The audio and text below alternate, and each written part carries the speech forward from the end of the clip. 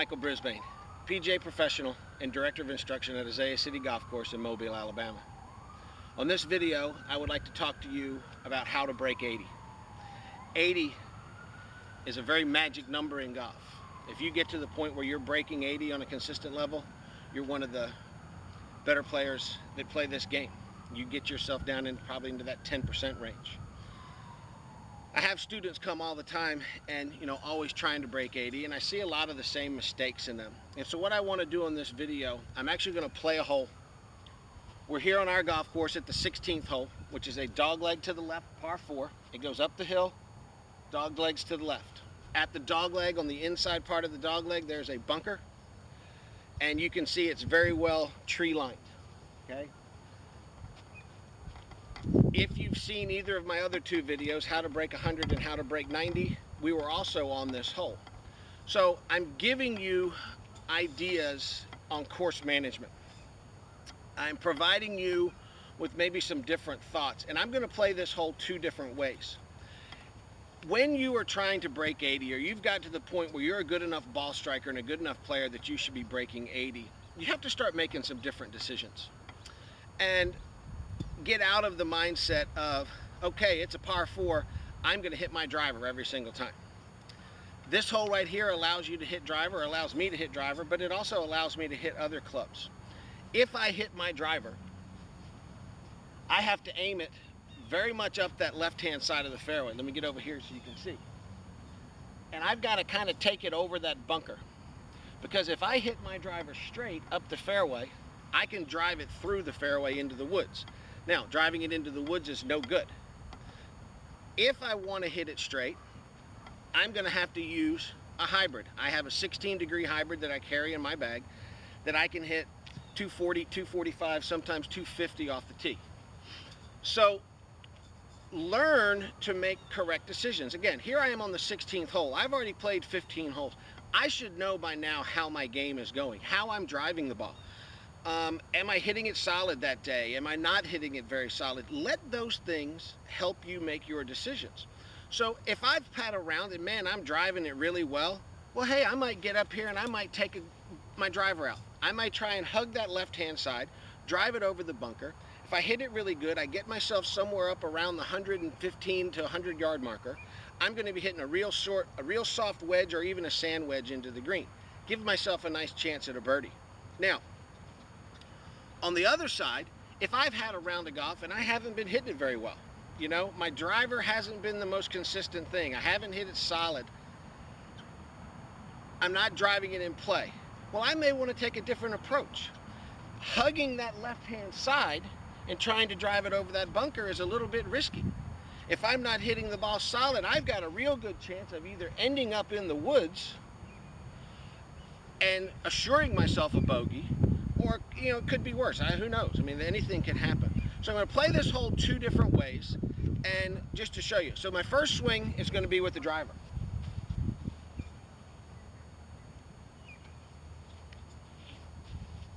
Now, one other thing before I hit this shot. As a golfer and you're trying to break 80, you've again gotten yourself good enough. Work on your pre-shot routine. Hope that little gust of wind right there didn't cause too much noise on the video here, but work on your pre-shot routine. The pre-shot routine really, really helps us to maintain some sense of relaxation on the golf course and a very good sense of focus. It's very, very important. So I'm going to go through my routine and hit a shot here.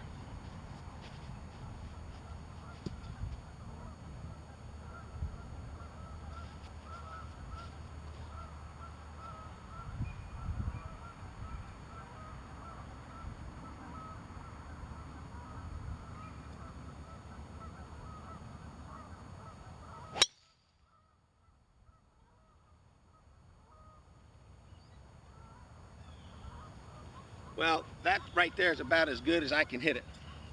Maybe could have had it a little bit farther left. I might have snuck it down there, but it hit dead solid right up there where I wanted it to go. Okay, now let me play this hole again now with my hybrid. So you're going to kind of see me play two different balls here. Different mindset here with my hybrid. I'm actually going to just aim it up the middle. My objective isn't to get anywhere close to that bunker, all right? If I hit this hybrid good, I'm gonna leave myself 160-yard shot, maybe 150-yard shot.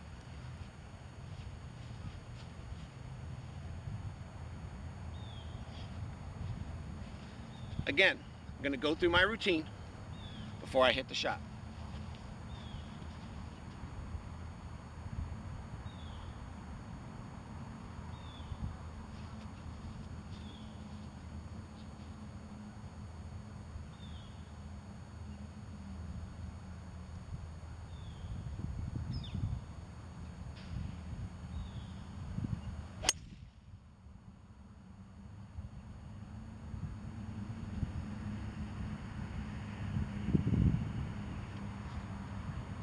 All right, not bad.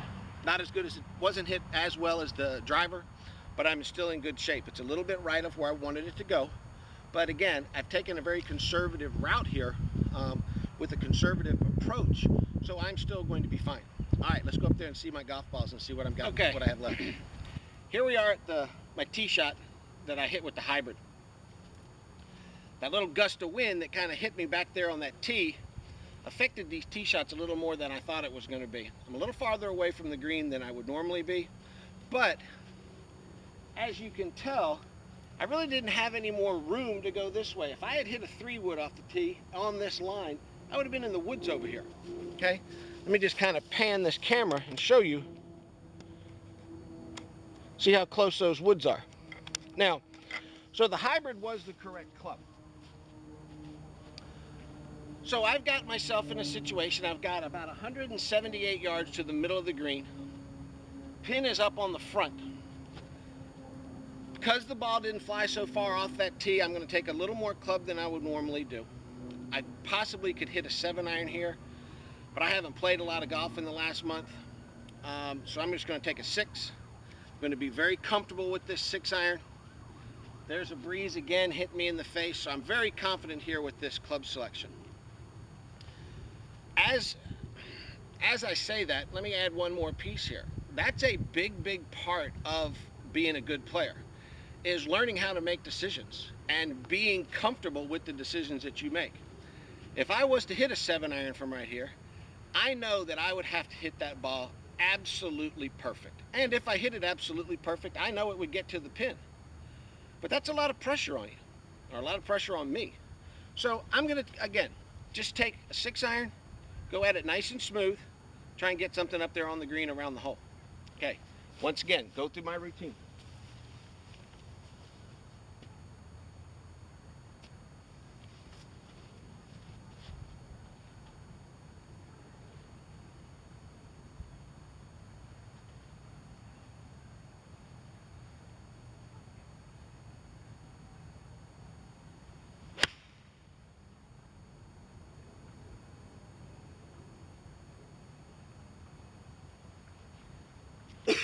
Hung that ball out to the right a little bit.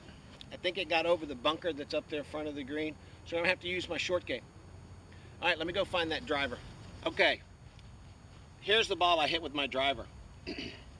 Carried it over the bunker, right in the middle of the fairway. Had that wind not been blowing, that ball could have potentially been up there another 10-15 yards. But as it lies, I'm about 140 yards to the middle of the green. Again, pin is up front, so potentially about 130 yards to the pin. On a day where I'm hitting it really nice and solid, I would hit a pitching wedge right here very comfortably. But again, like I said, when I was hitting my second shot, haven't been playing a lot of golf this last month. So I'm gonna take a 9-iron, hit one nice and smooth, knock one up there around the pin.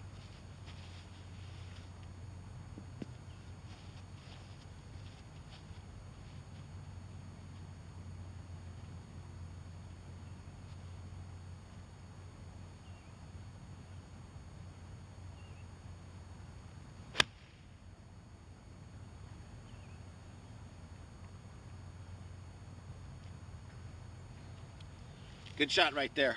Maybe about 20 feet from the hole. I'm on the green. I've got myself a birdie putt. Now, since we're talking about breaking 80, if you're a golfer that breaks 80, you're trying to become a good player. Here's my point in the video where I talk about acting like a good player. I've just taken a big old divot out of this fairway, and I'm supposed to. We're supposed to take divots. But it's our job as golfers to leave the golf course in as good a shape as we found it. So, here in the south, we fill divots with sand. Up in the north and other parts of the country, you actually replace divots. Do your part. Keep the golf course nice. Act like a good player. Okay, here I am at my third shot. This is the second ball I hit off the tee, the hybrid, then the 6-iron. You can see I missed the green by just a little bit. Was pin high, so I had a great club choice. Let me spin this camera around just to show you what I came over. As you can see, as I rotate this camera, there's the bunker that I carried the ball over and ended up here. Had I hit the 7-iron back there, I would have for sure been in that bunker with a much more difficult situation. So, great decision I made back there. Now, I've got another decision here. Summertime, I think this would be a very straightforward shot. I'd take my 58-degree wedge, open it up just a little bit, hit me a little nice soft pitch shot up there and try and get up and down. But it's not summertime right now. We're in December. Beautiful day here in Mobile, but the greens have gone a little dormant. The grass is dormant here. And that pin you can see is on a pretty severe slope up in the front of the green. I don't think that my 58-degree wedge, if I landed on the green, is going to stop. Let me show you. I'm going to actually hit two balls here. This is the 58-degree. I don't want to take a great big swing here and hit a high flop shot. That's way too much risk. There's just no chance of that shot. So let me show you what would happen if I hit the 58-degree and landed it on the green. Oops, sorry about that. I chunked that shot. Let me do that again.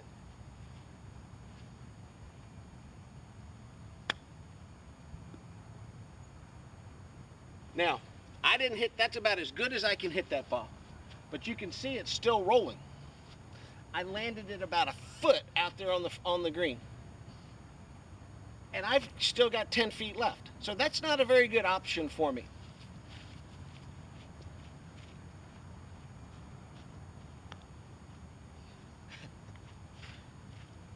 That chunked shot, that first shot I hit, that chunked one, was a result of this being such a difficult shot. I mean, I'm having to be so precise. And those are the things that you put, the situations you put yourself in when you're trying to play golf on that fine line. Okay? Let me show you another option, and this is what I would choose if I were playing today. I'm just going to take a pitching wedge. You saw how that ball rolled, So I'm just going to take this pitching wedge, land it short of the green, and just let it roll to the hole.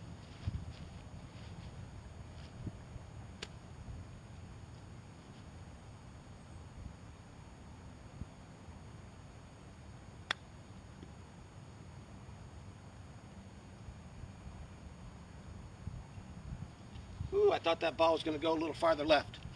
But the results are much better. I've got about 5 feet left. Now I just got to go make a putt. Okay, here I am at my par putt. That little bump and run worked out very nice. I hit it about 4 feet, okay? It's a little downhill putt. I would have rather had it uphill, but it's a 4-footer. If you're going to be a good player, you shouldn't be worried about 4-footers. You should be making, 80-85% of your 4-footers. I'm going to leave the flag in here so y'all can see where the hole is. Again, our greens have gone dormant, so it's hard to distinguish where that hole is. But let me make this 4-footer.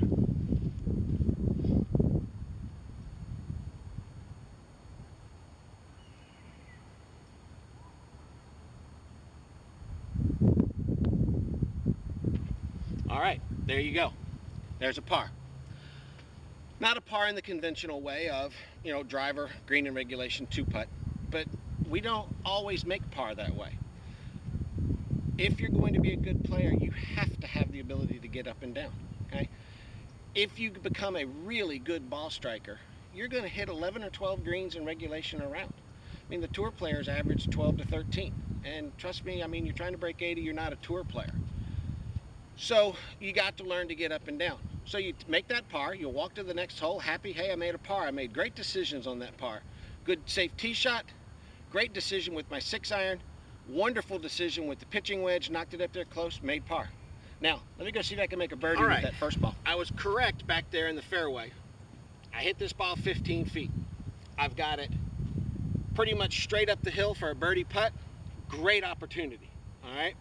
Now, going back to what I talked about in the fairway, if you want to be a good player, act like a good player, behave like a good player.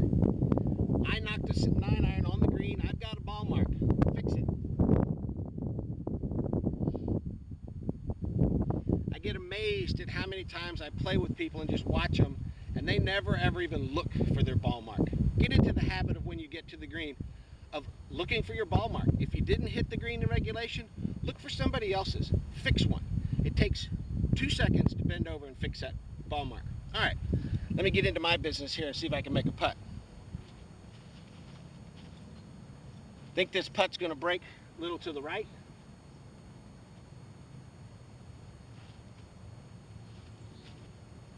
Go through my routine.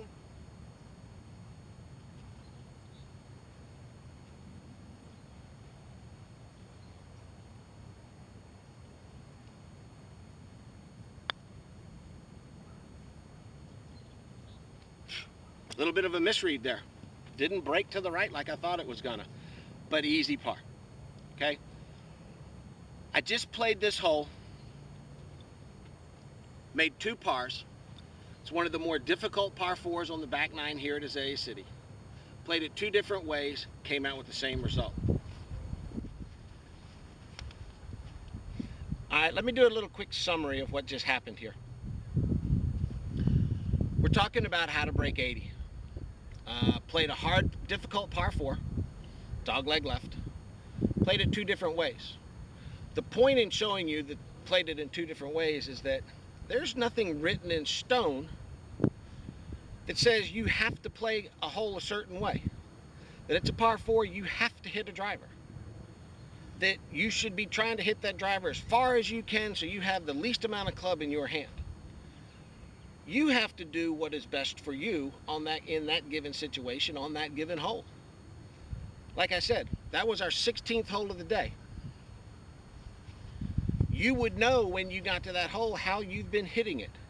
So make smart decisions. Don't just go with the same decision all the time. Just like the pitch shot I hit over there off the green.